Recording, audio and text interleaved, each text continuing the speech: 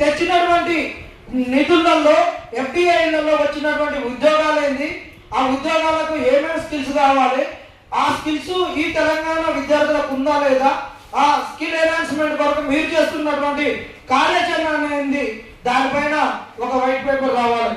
మరొక white paper లేస్తే మేము 50,000 ఉద్యోగాలు మేమే ఇచ్చినాం, మేము ఇచ్చినామని చెప్పుకోవడానికి మాకెంత హక్కు ఉందంటే, మేము ఉన్నటువంటి అడ్డమైన లీగల్ ఇష్యూస్ని, అడ్డమైన జీవోలన్నింటినీ మేము పరిష్కరించినాం.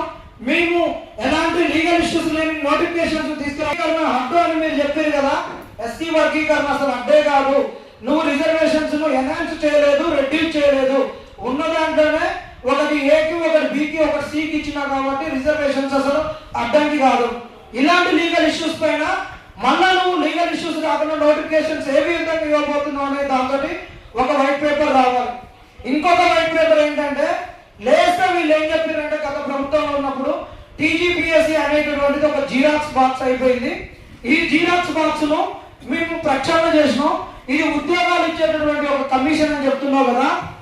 ఈ ఇక్కడ ఉన్నటువంటి సంఘాలన్నీ లెఫ్ట్ సంఘాలు, వీటన్నిటికి కూడా ఒక మాతృక అనేటటువంటిది కేరళనే కాబట్టి మనందరికీ కూడా ఒక కేరళ ఆదర్శవంతం కాబట్టి కేరళ పబ్లిక్ సర్వీస్ కమిషన్ లైన్లో నువ్వు ప్రక్షాళన చెయ్యి. కేరళ పబ్లిక్ సర్వీస్ కమిషన్ లో క్యాడర్ స్ట్రెంత్ ఎంత అంటే 1600 పైచులకు, మన కాడ క్యాడర్ స్ట్రెంత్ 80. నువ్వు టీజీపీఎస్సీని ప్రక్షాళన ఏ లైన్ లో చేసినావు?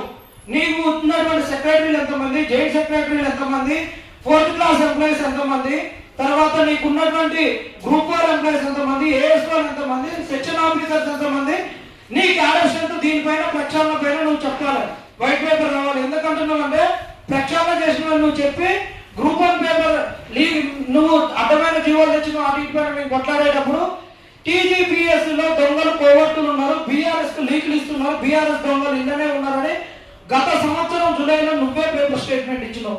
ఈ ప్రక్షాళన పైన ఖచ్చితంగా వైట్ పేపర్ రావాలి.